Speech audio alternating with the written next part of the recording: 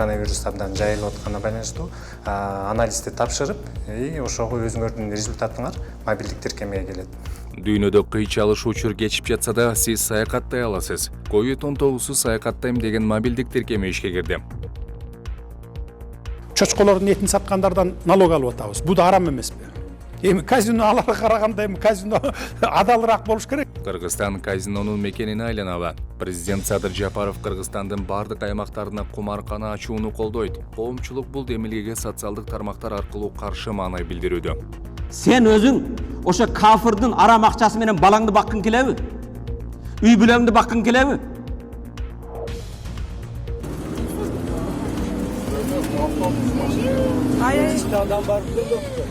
Ошарында 25 апрель күнү коомдук тейлөөдө жүргөн автобустан өрт чыгып, мына ушундай тамтыгы чыккан абалга кептелген. Ошол учурдагы Карызы камдалбай жатып жарактан чыгуу алдындагы автобустар өткөн күнү өрттөнүп да кетти. Ош муниципалдык автоунаа ишканасынын коомдук тейлөөдөгү унаалары оңдоп түзөөгө муктаж.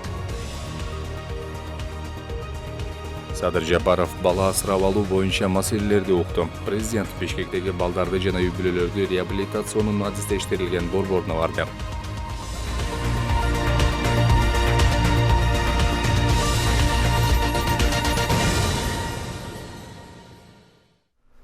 Саламатсыздарбы? Нур телеканалында Нур Ньюс маалымат программасы. Сиздер менен мен Арзымат Аланов, кесиптештер менен биргеликте күндүн негизги окуяларын тааныштырабыз.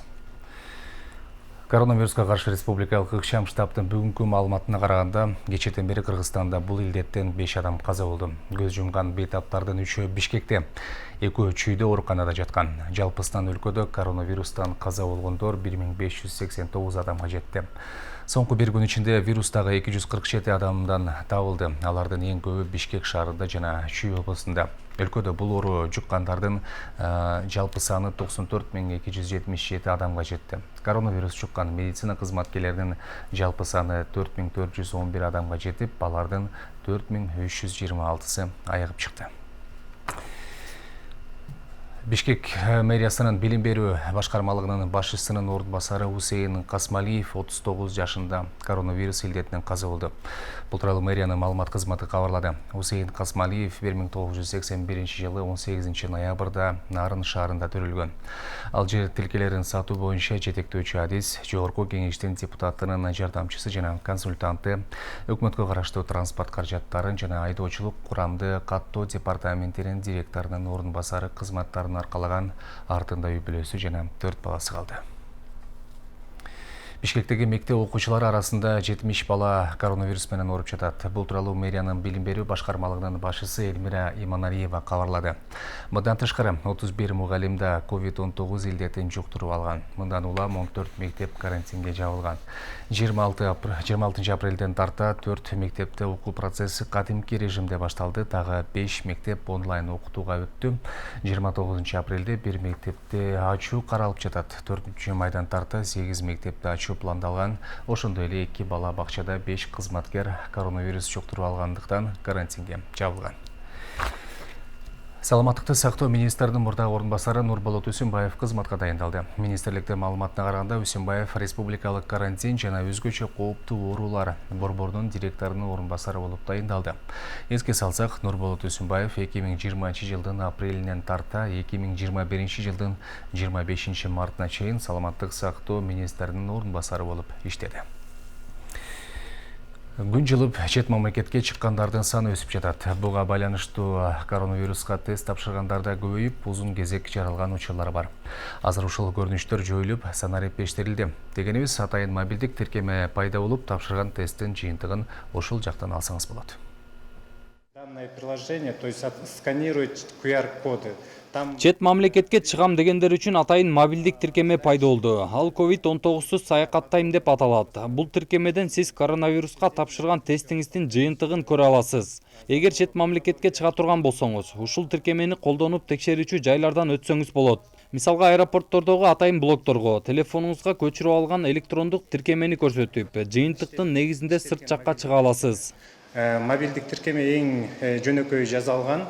алар негизи ПЦР анализди лабораториядан тапшыргандан кийин жарандарга QR код келет. QR коддун негизинде аэропорт Манас жана Ош Тамчы аэропорттарында ошо QR коддун негизинде мобилдик тиркеме аркылуу текшерүүгө мүмкүнчүлүк бар. Буга чейин ишке киргенге чейин негизи лабораториядан тапшырган соң аларга справкалар берилчү, маалыматтык кат берилчү. Ошонун негизинде республикага чыгышчы башка республикаларга. Эми бул тиркеменин өзгөчөлүктөрүн айта турган болсок, биринчиден убакыт үнөмдөлөт экен, экинчиден жасалма аныктамаларга жол буулуп, баары ачыкка чыгып калат дешет адистер. Коронавирус абдан жайылып атканына байланыштуу анализди тапшырып, ошого өзүңөрдүн результатыңар мобилдик тиркемеге келет. Андан кийинкиси экинчи өзгөчөлүгү бул билесиңер справкалардын подделка кылып жазалган справкалар болот да, ошо боюнча дагы өзүңөр маалыматты көрүп атсаңар керек. Ошондуктан бул дагы экинчи өзгөчөлүгү. Үчүнчүсү жана чет өлкөдөн справкалардын баарын карап текшерип отурбай мобилдик тиркеме менен эле алууга мүмкүнчүлүктөрү бар да. Учурда тиркемени Армения, Беларусь, Россия жана Кыргызстандын жарандары колдоно алат. Дегенибиз COVID-19 саякаттайм деген тиркемени аталган мамлекеттерге бара турган болсоңуз гана пайдалана аласыз. Башка өлкөлөргө бул тиркеменин жардамы тийбейт. Ал үчүн атайын аныктама керектелет.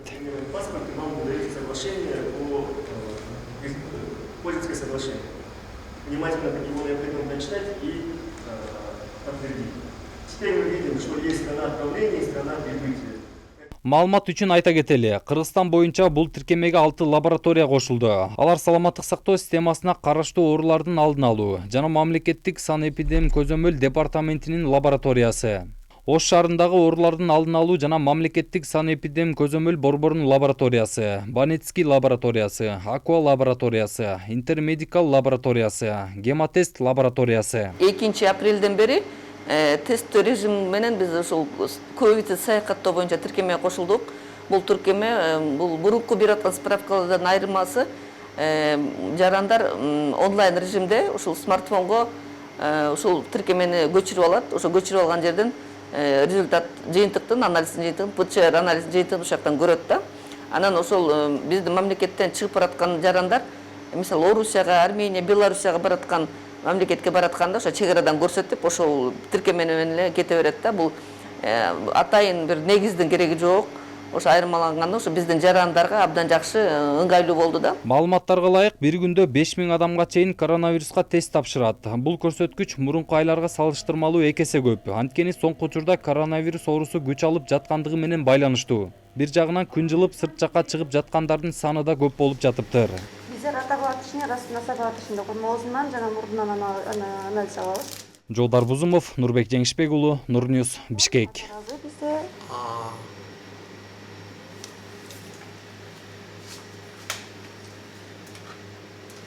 Эми мурдунан алабыз. Башын көрөт.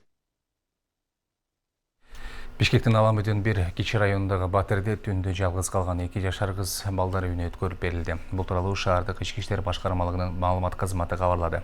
Буга чейин өзгөчө кырдаалдар министрлигинин көп кабаттуу үйдүн жашоочулары 112 куткаруу кызматына түндөсү чалып, бекип турган Батырде бала ыйлап жатканын айтышканын билдирген.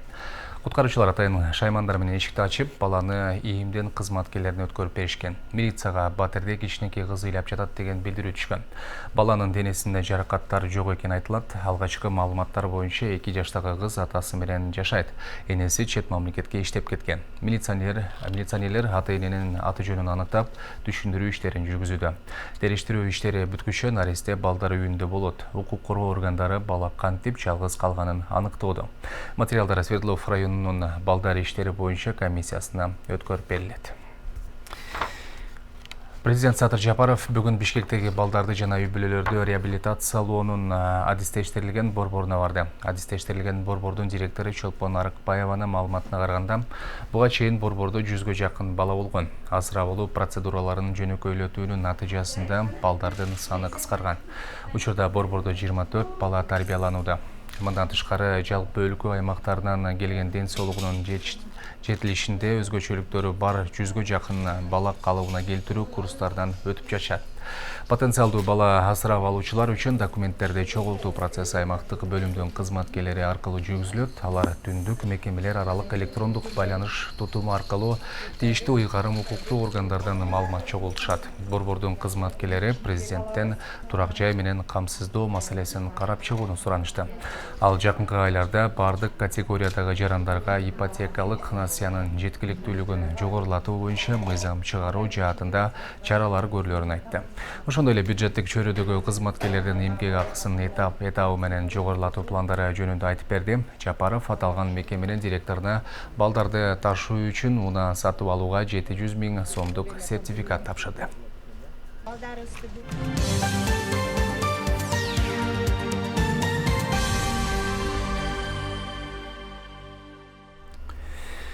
Мамлекеттик чегара кызматы Баткенден кармалган жарандын машинесиндеги эликтер бугу эне коомдук фондуна тиешелүү экенин кабарлады. Мамлекеттик экотехинспекция бул эликтер Каракол шаарындагы зоопарктан төө куштарга алмаштырылганы боюнча маалымат таратты.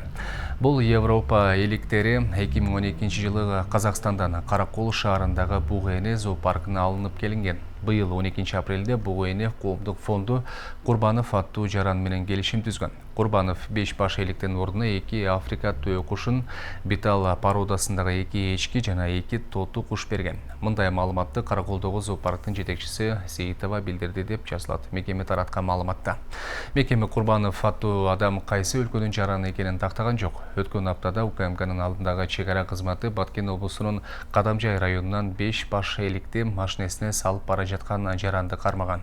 Машинедеги 4 эликтин мүйүзү араланган. Териштирүү учурунда айдоочу эликтерди Өзбекстанга алып бара жатканы аныкталган жана жаныбарлардын тийиштүү документтери болгон эмес. Шектүү катары Курбанов аттуу жаран кармалган.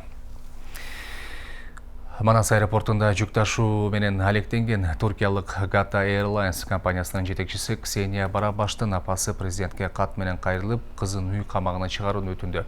Валентина Барабаш мамлекет башчысы Садыр Жапаровго жазган катында сиз өзүңүз бийликтин адилетсиз мамилесинин курмандыгы болгонсуз. Мамлекеттик машина кимди болсо да ылгабастан тебелеп кетерин башкаларга караганда эң жакшы билесиз деп белгиледи. Ал кызынын ден соолугу начар экенин, ага карата мыйзамсыз басым болуп жатканын, үйдө 2 кичине баласы калганын айтып, тергөөнү камакка албай улантууну өтүндү. Ксения Барабаш 20 апрелде милицияга суракка чакырылып, андан ары шектүү катары кармалган. 22 апрелде Бишкектин Ленин райондук соту аны 1 айга камоо тууралуу чечим чыгарган. Ички иштер министрлиги Барабаш жазык кодексинин коррупцияга катышуу деген беренесинин негизинде шектүү катары кармалганын билдирген. Буга чейин бул фирмага артыкчылык берилген деген айып менен аэропорттун мурдагы башчыларына кылмыш иши козголгон. Ошондой эле президент Садыр Жапаров кумарканаларды бир гана ысык көлгө эмес, Кыргызстандын бардык аймактарына ачууну колдойт. Коомчулук бул демилгеге социалдык тармактар аркылуу дароо реакция жасап, терс пикирлерди билдире баштады. Эске салсак, буга чейин Жогорку Кеңеш Ысык көлдөгү Тамчы аэропортунун аймагына чет элдиктер үчүн кумарканалардын ачылышына шарт түзгөн мыйзам долбоорун биринчи окууда колдогон болчу. Муфтият бул жагдайга ачык жообун айта албай турат, тек гана мамлекеттин саясатына кийлигише албастыгын айтып чектелишти. Чочколордун этин саткандардан налог алып атабыз. Бул да арам эмеспи? Эми казино аларга караганда эми казино адалыраак болуш керек. Жакында гана Ысык көлгө казино ачуу мыйзам долбоору коомчулукта талкууланып бүтпөй жатып, президенттин бардык облустун борборлоруна ачууга уруксат берүү сунушу коомчулукту чалкасынан кетирди. Өлкө башы андан түшкөн салыктын керектигин экономиканын төмөндүгү менен байланыштырды. Мен айтып атам, аппаратка сунуш киргизгиле, депутаттарга сунуш киргизип кошумча кылгыла деп атам. Бардык жакта эле берүүгө, Бишкекте дагы, анан областтардын центрларында деп. Колдоп атканыбыз себеби менин да колдоп аткан. Мен азыр кошумча киргизгиле деп атам. Кыргыз жарандары казинонун эшигин босогосун аттабайт деп, мыйзамга киргизип жазып койгула деп. Бул чет өлкөлүктөр үчүн, туристтер үчүн гана ачыла турган казино болот. Эмне үчүн? Мына азыр экономиканы өзүңөр көрүп турасыңар. Эңшерилген экономика, итке минип калган экономика менен келип алып отурамын. Ал эми саясий серепчилер казынаны толтуруунун башка жолдору көп экендигин, ошол эле кумтөр сыяктуу геништетүү тармактарынан айыл чарба багытында иш алып баруу менен кирешени арттырууга мүмкүн экендигин айтат. Баштан кумаркана ачам деп келсе, эл муну колдомон эмес, колдобойт деп болчу. Бул келип алгандан кийин, эшеги суу кечкенден кийин кайра мондай арам иштерге, арам жолдорго барам дегени бул абдан туура эмес. Еще Орозонун күнүндө, улуу күндөрдө ушундай сөздөр айтуу бул президентке дагы деги эле адамчылыкка да жатпайт. Экинчиден, бул адам Кыргызстан бюджетин толтуруу жагын кумтөр менен караса болмок, ошондой эле соттошуп, ошол эле кен байлыктарды ички инвесторлор менен же мамлекет тарабынан касыртып, ушул жак менен дагы мамлекет бюджетин толтурса болмок. Ошондой эле таш тетүү, мал чарбасын өстүрүү менен дагы толтурса болмок. Бүгүнкү күндө мына келген жарым жылдын жүзү болсо дагы айыл чарбасына оңчулуктуу көңүл бурган жок. Ошол эле учурда казинолорду ачуу сунушун колдогондор да коомчулукта жок эмес. Эгерде жалаң гана чет элдиктер келчү болсо, АКШ акчасынын тартыштыгы азаят дегендер да бар. Казинонун ачылышы бул мамлекетибизге жана жарандарыбызга жана ошондой эле мамлекеттер аралык, улуттар аралык мамилеге бир чоң өбөлгө түзүп, жакшы инвесторлор тартып келүүгө бир чоң шарттар түзөт. Бүгүн Кыргыз Республикасында бир гана өзүбүздө өндүрүлгөн товар эмес, сырттан келген товарлар да көп. Мамлекет ошол сырттан алынбаган товарларды, сомго алынбаган товарларды ошол жака түшкөн каражаттын эсебинен доллар менен ала баштайт. Ошондуктан бизде дефицит, доллардын дефицити болбойт келечекте. Бул тапта муфтият мамлекеттин саясатына аралашпастыгын айтып чектелүүдө. Деген менен дин алымдары болсо арамдан тапкан акча менен адал дасторкон салынбай тургандыгын, ошондой эле кумар оюндары шариятта жийиркеничтүү болуп эсептелерин билдиришти. Рамазанда үйлөнүүлөр башталган, Рамазанда ажырашуулар токтогон, Рамазанда кайрымдуулуктар көбөйүп, Рамазанда кулдардын баары азат болуп эркиндикке чыккан. Рамазанда урушкандар биротола жарашкан. Рамазанда арактардын баардыгы арык болуп аккан, төгүлүп. Керек болсо Рамазанда кектешкен эки эл дагы кылычтарын жалаңдатпай кынына салып жарашкан. Менин эсимде калган ушуга чейинки Рамазан ушунусу менен гана элестелет. Бирок 2021 жылдагы Рамазан менин эсимде жакшы деп жүргөн депутаттар казино кумарканаларды ачуудагы колдогондору менен эсимде калып калды. Кафырлардын акчасын эмне аяйсың дейт бир акылдуусу. Сен өзүң ошо кафырдын арам акчасы менен балаңды баккың келеби? Үй бүлөңдү баккың келеби? Биздин адамдар иштебейт, четтен келгендер, кафырлар ойнойт, биздин Кыргызстан. Ошого кызмат кылып, алардын кызмат акы алып аткан кайдан алып атат? Ошо кумардын акчасыбы? Эске салсак, мындан 10 жыл мурда дал ушул кумар оюндарынын кесепетинен канчалаган үй бүлөлөр бузулуп, көз жашын төккөн энелер балдарынын сүрөтүн көтөрүп, ушул бала келсе киргизбегиле деп казинолордун эшигин сагалап калган учурлар болуп келген. Мындан 2 жыл мурун Ошто казинодон акчасын, үйүн жана автоунааларын уттуруп койгон жигит өз өмүрүнө кол салган болчу. Коомчулуктун нааразычылыгы менен жана инвесторлордон пара талап кылган атка минерлердин кысымынын негизинде кумар оюндарына Кыргызстанда 2012 жылы тыюу салынган. Ильяс Анарбай уулу, Аскар Маратов, Нурньюс, Бишкек. Кыргызстан өз-сөздөгү жылдын 1-июлунан тарта жаңы конституция жана жаңы мыйзамдар менен жашай баштайт. Мамлекет башчысы конституцияга ылайыкташкан мыйзамдар депутаттар каникулга тараганга чейин кабыл алынып бүтөөрүн белгиледи. Конституция боюнча Борбордук шайлоо комиссиясы ушул жумада жыйынтыгын чыгарса керек. Жыйынтык чыккандан кийин жаңы конституция күчүнө кирет. Бирок мыйзамдар 2 айдын ичинде депутаттар каникулга тараганга чейин кабыл алынып бүтөт деп ойлонуптур. Бири-бирине карама-каршы келген мыйзамдар көп. Аларды конституцияга дал келтириш үчүн оңдоп түздөп долбоорлорун даярдап койдук.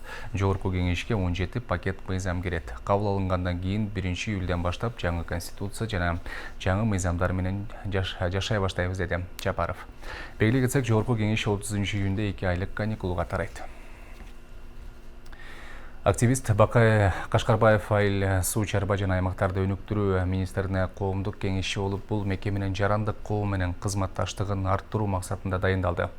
Бул тууралуу Бишкекте өткөн брифингде министр Аскарбек Жаныбеков билдирди. Министр журналисттен кеңешчи болгондо бакырчак адамдарга ишенесизби же айыл чарбасын мыкты билген адамдаргабы деген суроосуна жооп берип жатып, коомдук кеңешчи мамлекеттик кызматкер эмес экенин, аны менен эмгек келишими түзүлбөгөнүн, акча төлөнбөй турганын айтты.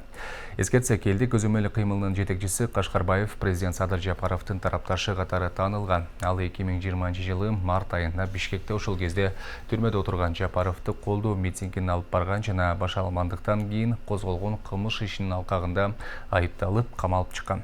Ошол жылдын октябрь окуяларынан кийин анын Жапаровго эл кадр саясатына нааразы болуп жатат. Садыр байке эмне кабинетке кирип алып эле тайыныңар жок, же кире албайбыз, же үнүбүз жетпейт сизге деп кыйкырып ыйлап сүйлөгөн видеосу интернетте тараган.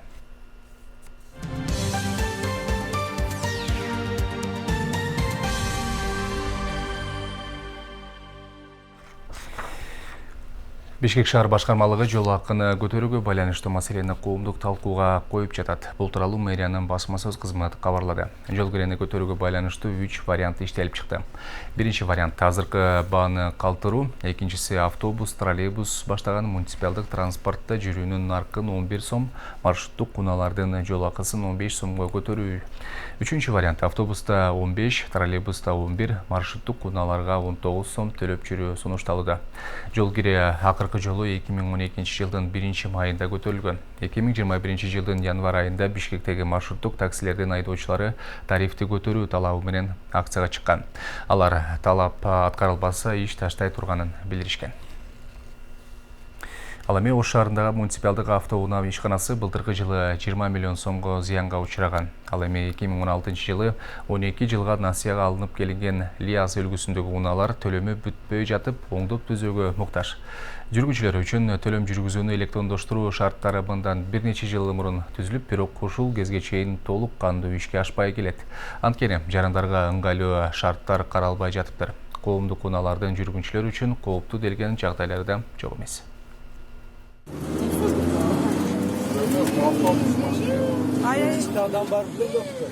Ош шаарында 25 апрель күнү коомдук тейлөөдө жүргөн автобустан өрт чыгып, мына ушундай тамтыгы чыккан абалга кептелген. Ошол учурдагы жарандарга алгач ирет биринчи жардамдар көрсөтүлүп, атайын өрт өчүрүү кызматынын жардамында өрт өчүрүлгөн. Бүгүнкү күндө адистердин айтымында бул автобусту оңдотууга бир топ чыгымдар кетирилет. Жакын арада муну оңдоп түзөөдөн өткөрүлүп, кайра тейлөөгө чыгаары айтылып жатат. Өртөнүп кеткен бул транспортты оңдоп түзөөгө канча каражат кетери азырынча эсептелип чыга элек. Адистердин айтымында чоң суммадагы акча каражаты жумшалат. Ал эми жарандардын кооптонууга алып келген өрттүн кесепетин алдын алуу мүмкүн эмес экенин айтышууда. Линияга жөнөп жаткан бардык автобустар механиктин жардамында кароодон өтүп, анан жол алат деп ишендиришет. Анткени менен унаалардын көпчүлүгү оңдоп түзөөгө муктаждыгы бар. Жарактан чыгып калды дегенден алысмын. Бүгүнкү күндө 12-13 каттамга 15 бирдеке чейин, 16-18 бирдеке чейин автобустар чыгып турат. Анан калганы ремонт талап кылган автобустар дагы бар. Биз буну сентябрга чейин даярдайлык деп атабыз. Бир сентябрга 20-22 бирдигин чыгарабыз. Ал эми өртөнүп кеткен Лиаз үлгүсүндөгү автобустар 2016 жылы Ош калаасына алынып келинген. Бул автобустар калаага келбей жатып, айрым үчүлүштүктөрү бар экени ошол учурда эле маалым болгон. Алардын ар бири 6,5 миллион сомдон Европа өнүктүрүү банкы аркылуу 12 жылга насыяга алынганын да айта кетейин. Учурда бул автобустардын айрым жерлери бузулуп, оңдоп түзөөдөн өтүп турат. Аларга керектелүүчү тетиктер өлкөдө жок болгондугуна байланыштуу чет өлкөлөрдөн кымбат баады тендердин негизинде алып жатышыптыр. Булардын тетиктери өтө кымбат баада турат. Буну билесиздер, өзүбүздө жок. Тем более мына азыркы кымбатчылык маалда биз бардыгын Россия жана башка жактардан алып келебиз. Биз ошо тендерден кайсыл фирмалар утса, биз ошолор аркылуу гана ошолор менен биргеликте иш кылабыз. Ал эми коомдук транспорттагы төлөм жүргүзүү кызматын электрондоштуруу максаты бүгүнкү күнгө дейре толук ишке ашпай келет. Бул убакка чейин 2020 жылдын декабрь айынын аяк ченинде толук бул көйгөйдү чечебиз деп убада берген ишкана кызматкерлери бир топ көйгөйлүү маселелерге байланыштуу чечилбей калганын белгилешти. Декабрь айында аяктайбыз деп аракет кылганбыз. Бирок азыркы учурда болбой калгандыгы байланыштуу бул Элсом компаниясынын Элсом тиркемеси толугу менен өзүнүн системасын жаңылаган. 2-2,5 ай убактын кармашты өзүнүн жалпы бардығына белгилүү эле болду бул нерсе. Калаадагы коомдук транспорттардын электрондоштуруу системасына өткөндөн тартып унаанын ичинде кызмат көрсөткөн контролер кызматкерлери кыскарып кеткен. Анткени менен көпчүлүк жарандар электрондоштуруу тартибине үйрөнө элек. Буга байланыштуу кыйынчылыктар жаралбай койбойт. Айтсак, калаадагы майыптыгы бар жарандарга көмөк көрсөтүү жагы бир топ кыйынга туруп калат. Бизде азыр контролерлорго эмес, азыр өзүбүзгө неме кылыш кыйын болуп атпайбы? Контролер иштетсе, контролер кылса болот. Азыр эми бирок шофер ага түшүп, коляскадагы бирөө адам алып жүрсө, ошол өзү ачып чыгарып алышка, шофер ага түшүп барып кайра келгенге убактысы жок да. Эми кээде болуп калат, айласы жоктон барып өзүң чыгаргангачы. Анан жаштар бар, баягы 2 жөө келип туруп, эркек балдар шаар көтөрүп чыгарып коет. Окуучулар карточка менен төлөсө 3 сом төлөйт. Жүргүнчүлөр деле өзү карточка менен төлөсө 8 сом төлөйт. Бирок азыр бизге бул боюнча биздин оштуктар ага даяр эмес экен, көп карточка менен жүрбөйт. Ошто күнүнө маршруттук автоунаалардан тышкары 28 троллейбус, 54 автобус шаар ичинде эл ташыйт. Маалымат үчүн айтсак, былтыркы 2020-жылы Ош муниципалдык автоунаа ишканасы 20 миллион сомго зыянга учураган. Буга пандемия шарты себеп болгону маалым болду. Нурзада Сыдыкова, Адилет Нышанбаев, Нурньюз, Ош шаары. Бул арада Индиянын борбору Делиде ар бир 4 мүнөттө бирден адам каза таап жатканы айтылды. Жада калса өлгөндөрдүн сөөгүн өрттөөгө жетишпей, туугандары каза болгон жакыны менен коштошуу үчүн сааттап күтүүгө туура келүүдө. Туркияда коронавирус илетинин тез жайылышына байланыштуу 29 апрелден 17 майга чейин локдаун жарыялады. Карантиндик чектөөнүн максаты Уруз айынан кийин туристтик ишмердүүлүккө кайтып келүү болуп саналат экен. Ушул жана башка дүйнө кабарлары менен алдыда таанышыңыздар.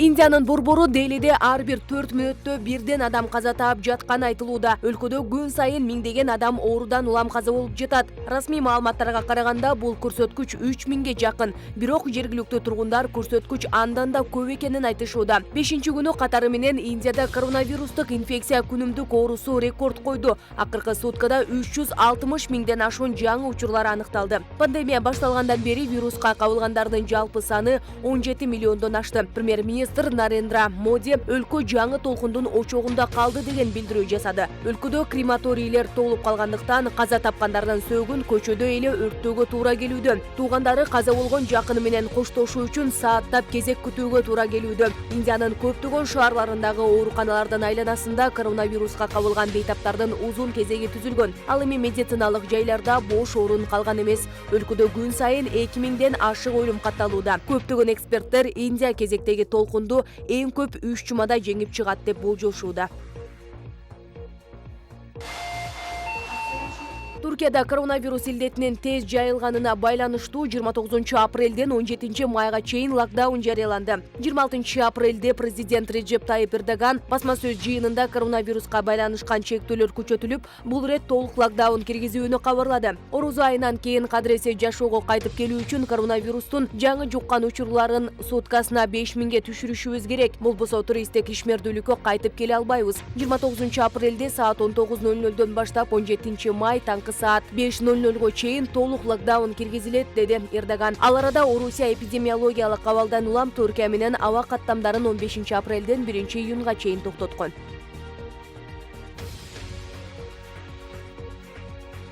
Украинанын президенти Владимир Зеленский Россиянын лидери Владимир Путин менен жеке жолугушуу ниетин билдирди. Анын айтымында сүйлөшүүлөрдүн темасы Донбасстагы кырдаал болушу керек. Мамлекет башчы Киев региондо ок атышууну токтотуу боюнча жаңы келишим түзүүгө макул экендигин билдирди. Мен буга чейин президенттик администрациясынын башчысы Андрей Ермака президент Путиндин администрациясы менен байланышып, алар түшүнүшүп, биз жолугуша турган шарттар жер же шаар боюнча бир пикирге келүүсү үчүн тапшырма берген элем. Буга чейин Зеленский Донбасстагы кырдаал боюнча сүйлөшүүлөрдүн форматын өзгөртүп, ага АКШ, Улуу Британия жана Канаданы тартууга чакырган. Бул өлкөлөрдүн катышуусу президенттин айтымында тынчтык жолу менен жөнгө салуу жараянын тездеши мүмкүн. Зеленский Москва батыш чек араларында аскерлерин топтогондон кийин Путиндин сүйлөшүүгө үндөдү. Зеленский Донбасстын каалаган жеринде жолугушууну сунуш кылса, Путин Украин кесиптешин Москвада кабыл алууга даяр экендигин айтып жооп берген.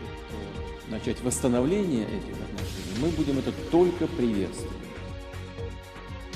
Түркменстанда улуттук сыймыкка айланган алабай этинин урматына майрам негизделип, аны түркмөн эли 25 апрель күнү белгиледи. Бул тууралуу Guardian басылмасы жазды. Ушул эле күнү Түркменстан акалтекин жылкысынын күнүн да белгилейт. Майрамда Ашхабад шаарында алабай пародасындагы иттерден сынак өтүп, анын жеңүүчүлөрүнө президент Курбангулу Бердимухамедов менен уулу Сердар өкөлөө белектерди тапшырды. Биринчи орунду алган итке медаль тагылып, кожоюну президенттин колунан автоунаанын ачкычын алды деп айтылат кабарда. Өлкөнү 2007 жылдан бери башкарып келе жаткан Курбангулу Бердимухамедов буга чейин алабай эти тууралуу китеп жана ыр жазган. Баса ал 2017 жылы Россия президенти Владимир Путинге туулган күнүнө карата алабай этинин күчүгүн белек кылган. Кыргызстандык окуучулар химия предмети боюнча 55-эл аралык Менделеев олимпиадасынан 2 медаль учту. 20-26 апрель күндөрү онлайн форматта өткөн олимпиадага Кыргызстандан 4 окуучу катышкан. Анын жыйынтыгы менен Бишкектеги Чыңгыз Айтматов лицейинин 11 классынын окуучусу Камил Мамбетов 2 орунду ээлеп, күмүш медаль тагынган. Ал эми номер 61 физика-математикалык мектеп гимназиясынын 11 классынын окуучусу Надежда Одрина коло байге жетишкен. Химия боюнча окуучулардын Менделеев олимпиадасы бул эл аралык ири мелдеш болуп саналат. 2021 жылы иш-чара онлайн форматта өткөрүлүп, ага 25 мамлекеттин командалары катышты. Урматтуу телекөрүүчүлөр, сиздер Нур Ньюс маалымат программасын көрдүңүздөр. Эгерде эфирде толук көргөнгө жетишпей калсаңыздар, бизде интернет баракчаларыбыздан да тапсаңыздар болот. Тарифтери экранда көрсөтүлгөн. Мен сиздер менен коштошом. Кайрадан эфир аркылуу көрүшкөнчө саламатта туруңуздар.